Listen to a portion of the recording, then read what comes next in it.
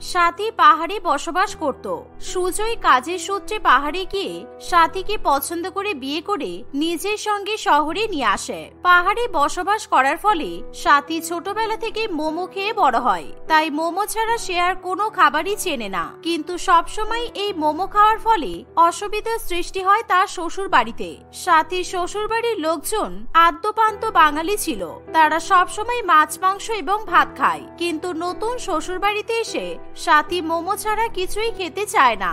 নতুন বউ হওয়ার কারণে সে মুখ ফুটে মোমো খাওয়ার ইচ্ছাও প্রকাশ করতে পারে না। আর সে শহরের ভালো ভালো খাবারের দোকান না চেনার জন্য নিজের জন্য মোমো অর্ডারও করতে পারে না।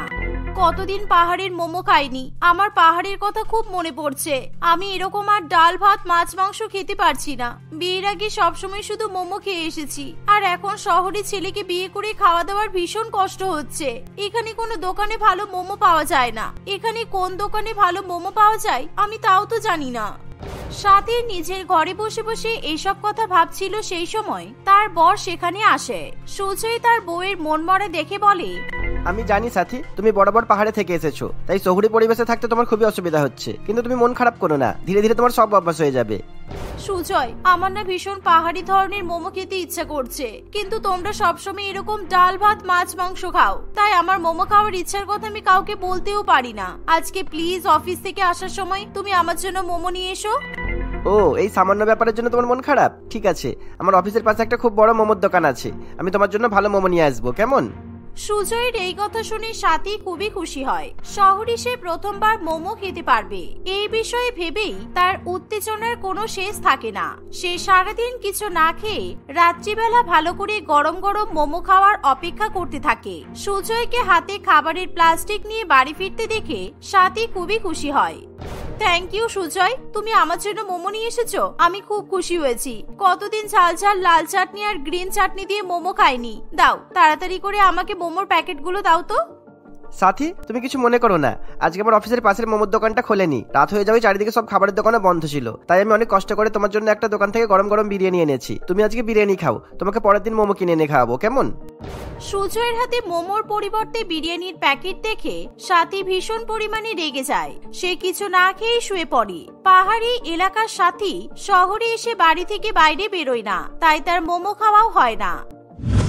একদিন, বৌমা, আজকে পাড়ার কিছু মহিলারা তোমাকে দেখতে আসবে, তাই তুমি ওনাদের জন্য গরম গরম চা আর সিঙ্গারা ভেজে নেবে। আমি বাজার থেকে চিকেন কিমা, নানান রকম সবজি আর ময়দা নিয়ে এসেছি। তুমি সন্ধ্যাবেলা সকলের জন্য চিকেন সিঙ্গারা বানাবে, ঠিক আছে? রত্না দেবী ওই উপকরণগুলো দিয়ে চিকেন সিঙ্গারা ভাজার কথা বললেও সাথীর মন মোমো তৈরি করার জন্য লাফিয়ে ওঠে, কারণ পাহাড়ি এলাকায় এই সমস্ত উপকরণই মোমো তৈরি করার জন্য একেবারে শ্রেষ্ঠ। কিন্তু মোমো তৈরি করার কথা শুনলে শাশুড়ি মা যদি বকাবকি করে, তাই সাথী তার শাশুড়ি মাকে তখন কিছু বলে না। ঠিক আছে মা, তাই হবে, আমি সবার জন্য গরম গরম চিকেন সিঙ্গারা আর চা বানিয়ে দেব। এই বলে সাথী রান্নাঘরে চলে যায়, আর সে মোমো তৈরি করার জন্য ভালো করে ময়দা মেখে নেয়। চিকেন এবং সবজি স্টাফিং দিয়ে সাথী খুব সুন্দর করে মোমো তৈরি করে। এত সুন্দর পাহাড়ি স্টিম মোমোর গন্ধে সারা রান্নাঘর মেতে ওঠে। কিছুক্ষণ পর পাড়ার সকল মহিলারা রত্না দেবীর বাড়িতে চলে আসে। তখন সাথী সকলের সামনে গরম গরম চা এবং মোমো নিয়ে আসে। চায়ের সঙ্গে সাথী এরকম গরম গরম মোমো পরিবেশন করছে দেখে রত্না দেবী ভীষণ পরিমাণে অবাক হয়, কারণ সে তার বৌমাকে চিকেন সিঙ্গারা বানাতে বলেছিল, আর তার পাহাড়ি বৌমা তার পরিবর্তে বানিয়েছে গরম গরম মোমো। একই রত্না, তোর বৌমা তো দেখছি চায়ের সঙ্গে মোমো তৈরি করেছে। আমরা কিছুক্ষণ আগে এই বিষয়ে কথা বলছিলাম যে পাহাড়ি মেয়ে বিয়ে করলে জীবনে একটাই সমস্যা, কারণ ওরা মোমো ছাড়া আর কিছুই খাবার চেনে না।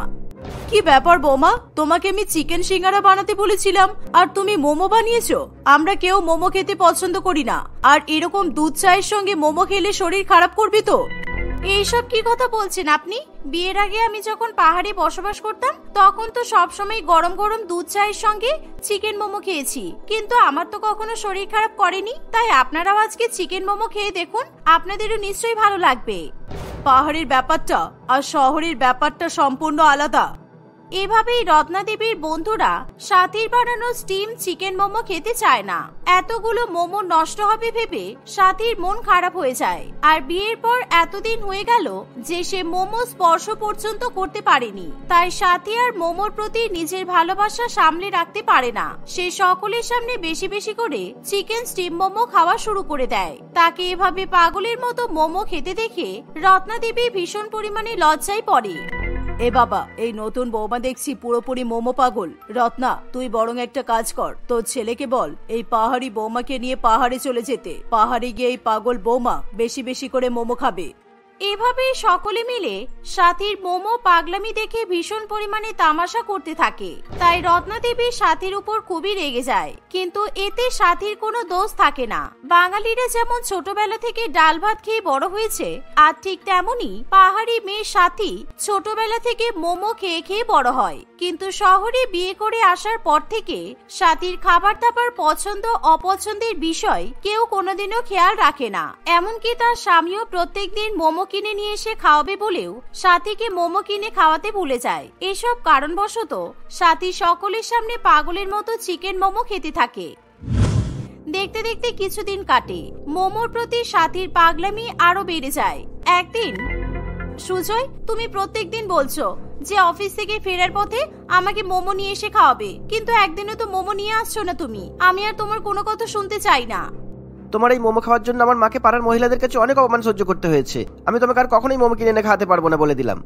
ঠিক আছে, তোমাকে মোমো কিনে নিয়ে এসে খাওয়াতে হবে না। আমি একাই মোমো কিনে খাওয়ার জন্য বাইরে বেরিয়ে যাচ্ছি, কারণ আমার বাড়িতে বসে আর ভালো লাগছে না। তোমরা প্রত্যেকদিন নিজেদের ইচ্ছে মতো ভাত মাছ মাংস খাচ্ছ, তখন তাতে কোনো অসুবিধা হচ্ছে না। আর আমি মোমো রান্না করে খেলে অসুবিধা? আজকে আমি বাইরে বেরিয়ে দোকান থেকে মোমো কিনেই খাবো। সাথী, আমি তো তোমার জন্য ভীষণ ঝামেলায় পড়েছি। ঠিক আছে, আজকে সন্ধ্যাবেলায় তৈরি হয়ে থাকবে। অফিস থেকে আসার পর আমি আর তুমি মোমো খেতে বেরোবো। তাই একা একা রাস্তায় বের হতে হবে না। একাই তুমি শহরের কোনো রাস্তা চেনো না, তারপর হারিয়ে গেলে আমি তো আরো বিপদে পড়ে যাবো। সন্ধ্যা হতে না হতেই সাথী মোমো খাওয়ার জন্য সেজেগুজে তৈরি হয়। সুজয় অফিস থেকে ফিরলে তারা দুজনে মিলে মোমো খেতে চলে যায়। মোমোর দোকানে গিয়ে Sujoy 2 plate chicken momo order করে। কিন্তু প্রত্যেক প্লেটে 5 পিস করে মোমো দেখে সাথীর মন খারাপ হয়ে যায়। তবুও সে 1 পিস মোমো খেয়ে টেস্ট করে দেখে। সেই মোমোর স্বাদ তার একেবারেই ভালো লাগে না। একি দাদা, আপনি প্রত্যেকটা প্লেটে 5টা করে মোমো দিয়েছেন কেন? এখানে বোর্ডে লিখে রেখেছেন 1 প্লেট মোমো 50 টাকা দাম, আর আপনি 50 টাকায় মাত্র 5টা মোমো দিয়েছেন।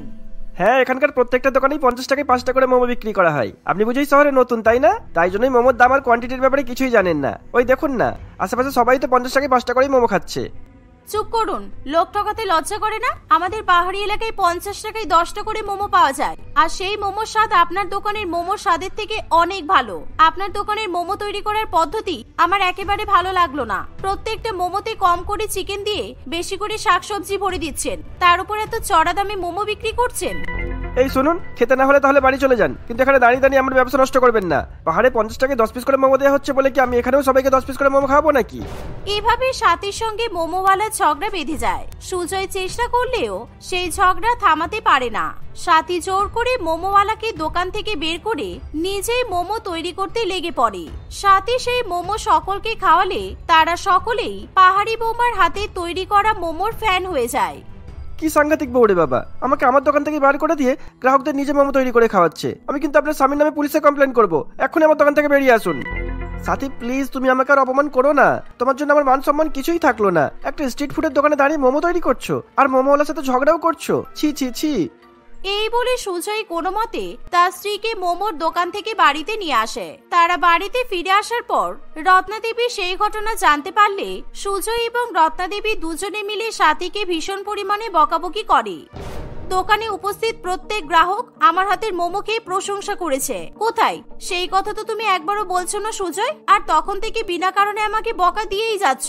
মোমোওয়ালা বেশি দাম দিয়ে কম মোমো বিক্রি করছে আর লোক ঠকাচ্ছে, আমি সেটার প্রতিবাদ করতে পারবো না।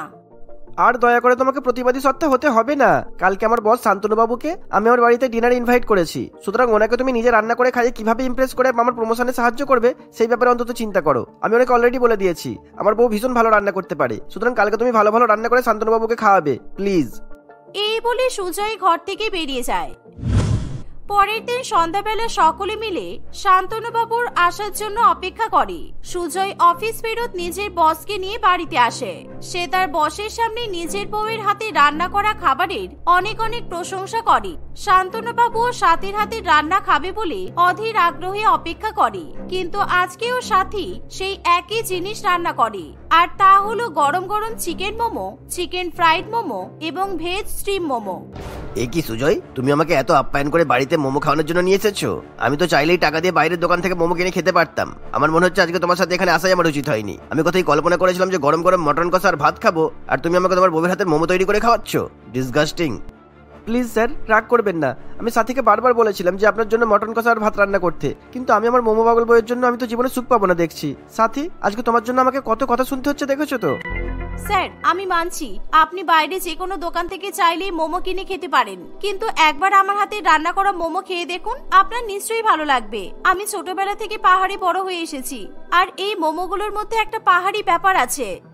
সাথীর কথা শুনে শান্তনুবাবুর পাহাড়ি মোমোগুলোকে বেশ আকর্ষণীয় বলে মনে হয়। সে মোমোগুলোর দিকে ভালো করে তাকিয়ে দেখে। এরকম ধরনের অভিনব আকৃতির মোমো শান্তনুবাবু আগে কখনো দেখেনি। সাথীর কথা মতো সে এক পিস মোমো খেয়ে দেখে।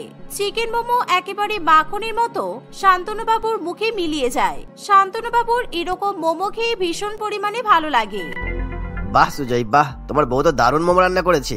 এই মোমোগুলো খেয়ে তোমার ছোটবেলার কথা মনে পড়ে গেল। আমার দিদা তোমার বউয়ের মতো পাহাড়ে বসবাস করতো, আর যখন স্কুল ছুটি পেতাম তখনই মায়ের সাথে পাহাড়ে ঘুরতে চলে যেতাম, আর তখন প্রচুর পরিমাণে মোমো খেতাম। আমার দিদা নিজের হাতে মোমো তৈরি করে আমাকে খাওয়াতো, কিন্তু দিদা মারা যাওয়ার পর আমি এইরকম মোমো আর কোথাও খেতে পাইনি। কিন্তু আজকে তোমার বউয়ের হাতের মোমো আজকে আমার দিদার কথা মনে করিয়ে দিয়েছে।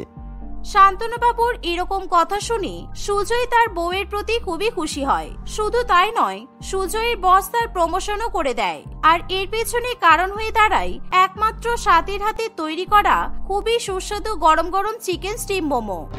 সাথী, আমাকে ক্ষমা করে দাও। এই মোমোর জন্যই আমরা তোমাকে অনেক অনেক খারাপ কথা শুনিয়েছি। আজ থেকে আমি তোমাকে আর কখনো মোমো রান্না করতে বাধা দেবো না। তোমার যখন ইচ্ছা তুমি তখন মোমো তৈরি করে খেতে পারো, কোনো অসুবিধা নেই। আর হ্যাঁ, শুধু নিজে একা খেলে হবে না, সুজয়কে দিয়ে আমার জন্য মোমো পাঠিয়ে দিতেও হবে কিন্তু। সাথী মোমোর প্রশংসা শুনে খুবই খুশি হয়। তারপর থেকে মোমো খাওয়ার জন্য সাথীকে আর কোনো রকমের অসুবিধার সম্মুখীন হতে হয় না। তার যখনই ইচ্ছা হয় তখনই সে পাহাড়ের মতো গরম গরম chicken steam momo, chicken pan fried momo ইত্যাদি তৈরি করে খেয়ে নেয়। সুতপা তার দুই দাদা এবং দুই বৌদির সঙ্গে একটি গ্রামে থাকে। তাদের গ্রাম শহরের মানসিকতা, শিক্ষা দীক্ষা, আচার বিচার সবকিছু থেকে বেশ অনেকটাই দূরে ছিল। তাদের গ্রামে এখনো অনেক প্রথা মেনে কিছু কিছু কুসংস্কারকে ভালো রকমেরই প্রশ্রয় দেওয়া হতো। এই সমস্ত কুসংস্কারগুলির মধ্যে সব থেকে ভয়ানকটি হলো, যেই মেয়ের বাবা মা দুজনেই মারা যাবে তাকে গ্রামের বাকি সবাই তাদের পছন্দ মতো যে কোনো কারোর সঙ্গে বিয়ে করতে বাধ্য করবে। সুতপার এখন 10 বছর বয়স। এসব প্রথার ব্যাপারে সে সেরকম কিছুই বোঝে না। হঠাৎই একদিন পথ দুর্ঘটনায় তার বাবা মা দুজনেই মারা যায়, আর তখন থেকেই শুরু হয়ে যায় গ্রামের সকলের সুতপার ভাগ্য নির্ধারণের খেলা। এই 10 বছরের মেয়েকে আমরা কার সঙ্গে বিয়ে দেব শুনি? আপনারা কি এখনো প্রস্তুত যুগে পড়ে আছেন? এরকম সিদ্ধান্ত নেওয়ার আগে আপনারা একবারও ভাবলেন না যে মেয়েটার কত বড় ক্ষতি হয়েছে? বাবা মা ছাড়া কোনো মেয়ে সঠিক শিক্ষা পেয়ে ভদ্রভাবে বড় হতে পারে না, আর আমরা আমাদের গ্রামে এরকম অভদ্রতার প্রশ্রয়ও দেব না। বাবা মা ছাড়া বড় হবে কেন শুনি? আপনারাই তো বলেন বৌদি নাকি মায়ের সমান হয়। সেই হিসেবে দেখতে গেলে তো সুতপার দুটো মা আছে। তাহলে কেন আমরা ওকে এত অল্প বয়সে বিয়ে দেব? এত অল্প বয়সে না হলেও 15 বছর পরে এই মেয়েকে আমরা তোমাদের সাথে আর থাকতে দেব না, বিয়েকে দিতেই হবে। তার উপরে এই মেয়ের গায়ের যা রং, বয়স বেশি হয়ে গেলে বিয়ে দেওয়ার মতো ভালো পাত্র পাওয়া যাবে না। আমরা যদি ওকে পড়াশোনা শিখিয়ে যোগ্য মানুষ তৈরি করতে পারি, তাহলে এই গ্রামের সব থেকে সেরা জামাই আমাদের সুতপাই আনবে। সুতপার বড় বৌদি নীলিমার এই ঔদ্ধত্য ভরা কথা শুনে গ্রামের সকলেই খুবই হাসতে থাকে। হাসছেন কেন? দিদিভাই ভুল তো কিছু বলেনি। আমরা সুতপার বাবা মা হব। ওর এই জীবনে যা যা করার ইচ্ছা ওকে সব করাবো। তোমরা যে কেন গ্রামের সবার সামনে নিজেদের মান সম্মান ডোবাতে চাইছো আমি তো কিছুই বুঝতে পারছি না। এই কালো মেয়ের জন্য নাকি সব থেকে ভালো পাত্র আসবে, যত সব। আপনি আমার থেকে বয়সে অনেক বড়, তাই আমি এতক্ষণ আপনার আর আমার স্ত্রীর কথার মাঝখানে একবারও ঢুকিনি, কিন্তু আপনারা এইভাবে ওদের সহানুভূতি নিয়ে মজা করছেন দেখে নিজেকে থামিয়ে রাখতে পারছি না। রাখো তো তোমাদের সহানুভূতি। আজ নয় তোমাদের কোনো সন্তান নেই, তাই তোমরা সুতপাকে নিজেদের মেয়ের মতো ভালোবাসবে, কিন্তু কাল যখন তোমাদের সন্তান হবে তখন তখন তো এই মেয়েটাকে নিজের বাড়ির কাজের লোক বানিয়ে দেবে। আমরা গ্রামের বড়রা থাকতে ওর এরকম ক্ষতি হতে দিতে পারবো না। মোহনবাবুর এই কথা শুনে সবাই বেশ অবাক হয়। আসলে চিরাচরিতভাবে তো এটাই হয়ে আসছে। নিজের সন্তান ছেড়ে কেউ অন্যের সন্তানকে বেশি ভালোবাসা দিয়ে বড় করে, এরকম ঘটনা তো সচরাচর দেখতেই পাওয়া যায় না। তাই সেদিনের মতো সবাই মোহনবাবুর কথা চুপচাপ শুনে নিলেও সুতপার দুই দাদা বৌদির মধ্যে সুতপার ভবিষ্যৎ নিয়ে বেশ ভালো রকমের আলোচনা শুরু হয়ে যায়। সবার মধ্যে এরকম একটা টান টান উত্তেজনা দেখে সুতপারও বেশ ভয় করতে শুরু করে।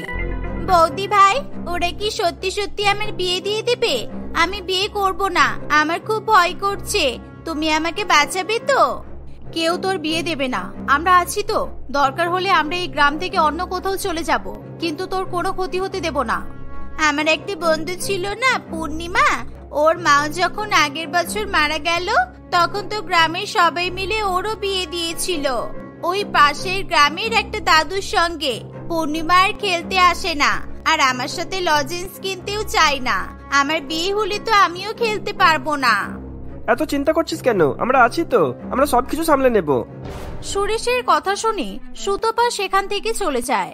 নীলিমা এবং মীনাক্ষী দুজনেই সিদ্ধান্ত নেয় তারা কোনোদিনও সন্তান নেবে না। তারা সারা জীবন সুতপাকেই নিজের সন্তানের মতো ভালোবেসে তাকে মানুষ করবে। গ্রামের লোক তাদের এই কাজে অনেক বাধা দিতে আসলেও নীলিমা কিংবা মীনাক্ষী কেউই তাদের কোনো কথা শোনে না। গ্রামে তাদের থাকা অসম্ভবপর হয়ে উঠলে তারা সবাই মিলে অন্য এক শহরে থাকতে চলে যায়। কেন বা কিসের জন্য তারা গ্রাম ছেড়েছে এই কথা সুতপাকে তারা ঘূর্ণনাক্ষরেও জানতে দেয় না। দেখতে দেখতে বেশ অনেকগুলো বছর কেটে যায়। সুতপার এখন 20 বছর বয়স। কয়েকদিনের মধ্যেই তার কলেজের পড়াশোনাও শেষ হয়ে যাবে। আজ কিন্তু আবার দেরি করে বাড়ি ফিরিস না যেন। আগের দিন তোর দাদা খুব বকাবকি করছিল। আজকে দাদা ফেরার আগেই বাড়ি ফিরে আসবি, না হলে শুধু শুধু অশান্তি হবে। অশান্তি তো আর এমনি এমনি হয় না, তোমরা অশান্তি লাগাও তাই অশান্তি হয়। আমি কি আর বুঝি না কেন দাদারা আমার উপর অকারণে রেগে যায়? বড় মার সাথে কিভাবে কথা বলছিস তুই সুতপা?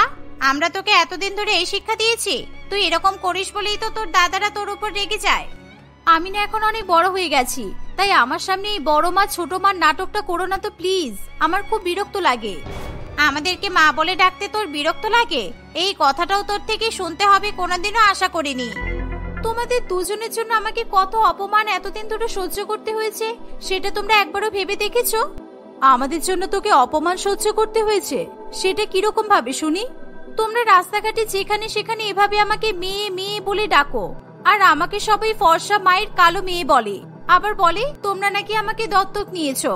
এটা বলাই তো স্বাভাবিক, কারোর তো আর দুটো মা থাকে না বলো। আমাদের জন্য তোর অনেক অসুবিধা হয় বল। আমরা না থাকলে তুই খুশি হবি? তুই যদি সেটাই চাস তাহলে সেটাই হবে, কারণ তোকে কষ্ট দিয়ে আমরা কিছু করতে চাই না। তাহলে প্লিজ আমার চোখের সামনে থেকে চলে যাও। আমি সত্যি বলছি, তোমাদের দেখলে আমার এমন রাগ হয়, সব সময় পেছন পেছন ঘুরে বেড়াও তোমরা। আমি কি এখনো বাচ্চা? এই বলে সুতপা সেখান থেকে চলে যায়। সুতপার ব্যবহারে তার দুই বৌদি খুবই কষ্ট পায়, কিন্তু তারা তো শুধু সুতপার বৌদি নয়, তারা তো সুতপার মা। তাই ননদ বৌদির মতো ঝগড়া তারা সুতপার সঙ্গে করতে পারে না। তারা সুতপাকে ভালো রাখার সমস্তই চেষ্টা করে, কিন্তু একভাবে বৌদিদের থেকে এই ভালো ব্যবহার পেয়ে সুতপার তার বৌদিদের প্রতি ব্যবহার দিনের পর দিন খারাপ হতেই থাকে। আর এই সমস্ত কিছু চলে সুরেশ এবং অবিনাশের অনুপস্থিতিতে। সুতপার দুই দাদা বাড়িতে থাকলে সে একেবারে শান্তশিষ্ট মেয়ে হয়ে থাকে। এবার তো বোনের জন্য একটা সম্বন্ধ দেখতে হবে, কি বলো নীলিমা? আমাদের বোন যা শিক্ষিত আর ভদ্র, তাতে ওর জন্য ভালো ছেলে পেতে আমাদের কোনো সমস্যাই হবে না। এটুকু বয়সে তুমি মেয়েটার বিয়ে দিয়ে দেবে?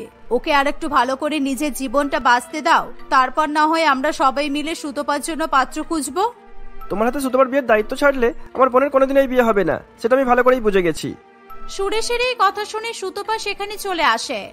এতদিনে তুই ঠিকই বুঝেছিস দাদা, আমার দুই বৌদির এক বৌদিও আমার ভালো চায় না, আর আমি চাই না আমি যাকে বিয়ে করব তাদেরকে ওরা পছন্দ করুক। এসব তুই কি বলছিস বোন? তুই জানিস তুই কাদের অপবাদ দিচ্ছিস? এক্ষুনি বৌদির কাছে ক্ষমা চা। তুই বললে দোষ নেই, আর আমি তোর বউকে কিছু বললেই দোষ? স্বাভাবিক, আমার দোষ তো হবেই। বৌদিরা কত টুকটুকে ফর্সা সিনেমার হিরোইনদের মতো দেখতে, আর আমি তো কালো ভূত। আমার সব কথাই তো তোদের খারাপ লাগবে, তাই না? তোমার দাদা সেই কথা বলতে চাইনি সুতপা, তুমি কেন আমাদেরকে ভুল ভাবছো? আমার যা বোঝার আমি বুঝে গেছি। এখন তো মাঝে মাঝে মনে হয় নিশ্চয়ই গ্রামে খুব ধনী আর ভালো কারোর সঙ্গে আমার বিয়ের বন্দোবস্ত করা হয়েছিল বলেই তোমরা আমাকে এখানে নিয়ে পালিয়েছো। কি দাদা, আমি ঠিক বলছি তো? সুতপার এই কথা শুনে সুরেশ তার রাগ সামনে রাখতে পারে না। সে ঠাস করে সুতপার গালে একটা চড় মারে। ঘর থেকে চিৎকার চেঁচামেচির আওয়াজ পেয়ে মীনাক্ষী এবং অনিমেষও সেখানে ছুটে আসে। তুই আমাকে মারলি দাদা? তুই তোর বউয়ের কথায় এতটাই অনুপ্রাণিত হয়ে গেলি যে নিজের বোনের গায়ে তুই হাত তুললি? তুই যদি আমার সামনে দাঁড়িয়ে নিজের মাকে অপমান করিস তাহলে কি আমি চুপচাপ দাঁড়িয়ে দেখবো সেটা? তোর কি মনে হয়? ওরা আমার মা নয়। আমার মা হলে সারা জীবন আমাকে এখানে যাস না, ওটা করিস না, এটা খাস না, ওটা পড়িস না এসব বলে বলে আমাকে আটকাতো না। আমরা গ্রাম থেকে কেন চলে এলাম সেটাও আমাকে ঠিক করে বলে না। আমি সব বুঝি, এতটাও বোকা নই আমি। ওরা এরকম খারাপ বলেই তো উপরওয়ালা কোনোদিনও ওদের সন্তান দেয়নি। তুই শুনবি আমরা গ্রাম থেকে কেন চলে এসেছি, কেন উপরওয়ালা আমাদেরকে সন্তান দেয়নি? সহ্য করতে পারবি তো? কেন তোকে আমরা এত বাধা দিই সেটা শুনলে ভয় পাবি না তো? কি দরকার ছোট, বাদ দে না। এই সুতপা, তুই ঘরে যা, যা বলছি। আজ আমি সমস্ত কিছু শুনেই ছাড়বো। তখনকার কথা আমার ঠিকভাবে মনে নেই, তাই আমি নতুন করে সবকিছু শুনতে চাই। তোমরা বলো আমাকে। নীলিমা অনেক বাধা দেওয়া সত্ত্বেও মীনাক্ষী তার কোনো কথা শোনে না। সে এক এক করে সুতপাকে 10 বছর আগে সমস্ত ঘটনা বলতে থাকে। কেন তারা গ্রাম থেকে পালিয়েছিল আর কিভাবেই বা তাদের গ্রামের লোকজন তাদেরকে বাধা দিয়েছিল, সমস্ত কথা পুঙ্খানুপুঙ্খভাবে মীনাক্ষী সুতপার সামনে তুলে ধরে। 10 বছর আগে যখন সুতপার বিয়ে নিয়ে তাদের গ্রামে বেশ ভালো রকমের অশান্তি চলছিল, সেই সময় এই কালো মেয়ে যেদিন থেকে আমাদের গ্রামে জন্মেছে সেদিন থেকে আমাদের গ্রামে মোড়ক লেগেছে। প্রত্যেক মাসে কোথাও না কোথাও কেউ না কেউ মারা যাচ্ছে। এবার তো এই মেয়ে নিজের বাবা মাকে একসাথে খেয়ে ফেললো। একে এইভাবে ছেড়ে রেখে দিলে হবে না। মানেটা কি? গ্রামের লোকে অসুস্থতায় মারা যাচ্ছে, দুর্ঘটনায় মারা যাচ্ছে, তার সাথে সুতপার কালো হওয়ার কি সম্পর্ক? দুর্ঘটনা নয়, এগুলো সব অভিশাপ। এই অভিশাপ তখনই দূর হবে যখন এই মেয়েকে তার স্বামীর সাথে সহমরণে পাঠানো হবে। আর তার জন্য এই মেয়েকে এক বৃদ্ধ মানুষ যার আর কয়েকদিন আয়ু তার সাথে বিয়ে দিতে হবে। আপনারা কি মজা করছেন? আমাদের দেশের বড় বড় মনীষীরা এত কষ্ট করে সহমরণের মতো জঘন্য প্রথা তুলে দিল, আর আপনারা আবার সেটা ঘুরিয়ে ফিরিয়ে আনতে চাইছেন? না আনলে আমাদের গ্রাম ধ্বংস হয়ে যাবে। এই মেয়েকে সহমরণে পাঠানো এই অভিশাপ থেকে মুক্তির একমাত্র উপায়। আমরা কালে ওর বিয়ের ব্যবস্থা করব। সবাই সিদ্ধান্ত নিয়েই নিয়েছি, শুধু তোমাদেরকে জানাতে এলাম। এই বলে মোহনবাবু এবং তার দলবল সেখান থেকে চলে যায়। এই ঘটনায় মীনাক্ষী, নীলিমা এবং তার স্বামীরা এত ভয় পেয়ে যায় যে তারা আর কোন রকম সুযোগ না নিয়েই রাতের অন্ধকারে সুতপাকে নিয়ে শহরে পালিয়ে যায়। কিন্তু তাদের গ্রামের লোক এতই ভয়ঙ্কর যে দিনের পর দিন বিভিন্ন শহর গ্রাম খুঁজে খুঁজে তারা ঠিক সুতপার পরিবারের খোঁজ পেয়ে যায়।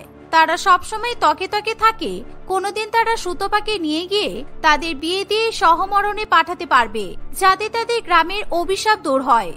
কোনো ধনী বা ভালো কারোর সাথে বিয়ে ঠিক হয়েছিল বলে তোর বৌদিরা তোকে শহরে নিয়ে এসেছে, এই ভাবনাটা নিজের মাথায় রাখিস না। তোকে এখানে নিয়ে আসার পরে আমরা সবসময় চেয়েছি তুই এমন জামা কাপড় পর যাতে বাইরে থেকে তোকে দেখলে চিনতে না পারা যায়, আর এই কারণেই আমরা সবসময় তোকে চোখে চোখে রেখেছি। কিন্তু তাই বলে আমরা তোর পড়াশোনা বা কোনো শখ আহ্লাদ পূরণ করিনি এমনটা নয়। আর আমরা দুজনে নিজেদের সমস্ত গহনাগাটি বিক্রি করে তোকে শহরের সবচেয়ে ভালো স্কুলে আর সবচেয়ে ভালো কলেজে পড়িয়েছি। কি যে বললি, ওটা রকম খারাপ বলে উপরওয়ালা ওদের সন্তান দেয়নি। কিন্তু তুই কি জানিস ওরা তোকে মানুষ করবে বলে নিজেদের সন্তান নেয়নি? ওরা জানতো ওদের কোনো সন্তান এসে গেলে তোর প্রতি ওদের ভালোবাসা কমে যাবে, সেই জন্যই। আমি এখনো বিশ্বাস করতে পারছি না তোমরা আমার জন্য এত কিছু করেছো। আমার বাবা মা বেঁচে থাকলেও কি আমার জন্য এত কিছু করতে পারতো? আর সেই আমি তোমাদের এত ভুল বুঝেছি, এত অপমান করেছি, এত কষ্ট দিয়েছি। তোমরা দয়া করে আমাকে ক্ষমা করে দাও। আমি সারা জীবন তোমাদের চরণতলে কাটিয়ে দিতে চাই। বলো তোমরা আমাকে ক্ষমা করেছো তো? এই ঘটনার পর সুতপা একেবারেই পাল্টে যায়। সে আর কখনো তার বৌদিদের সঙ্গে কোনো রকমের খারাপ আচরণ করে না। নীলিমা এবং মীনাক্ষী যাই বলে সুতপা মুখ বুঝে সবকিছু শোনে। বেশ কয়েকদিন পর আমেরিকা থেকে আসা এক পাত্রের সঙ্গে সুতপার শুভ বিবাহ সম্পন্ন হয়। সুতপা তার স্বামী শ্বশুরবাড়ির সাথে বিদেশে পাড়ি দেয়। এভাবেই সুতপার উপর থেকে তাদের গ্রামের লোকেদের ছায়া চিরতরে চলে যাওয়ায় তার পরিবার স্বস্তির নিঃশ্বাস ফেলে।